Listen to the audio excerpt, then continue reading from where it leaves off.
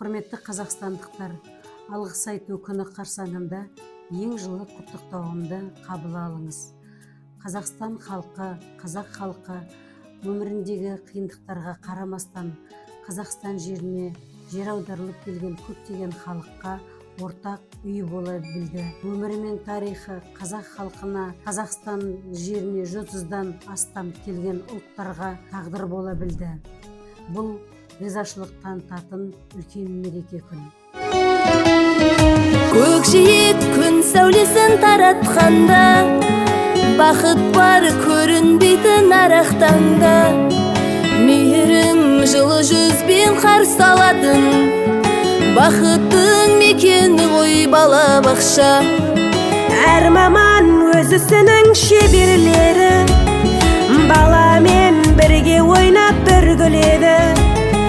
Қуанған әр сәтімен балалардың шаттыққа, қуанышқа кенеледі. Алғыс анаға, алғыс әкеге, алғыс елдің бәріне. Алғыс ұстазға, алғыс аспазға, алғыс балабақшаға.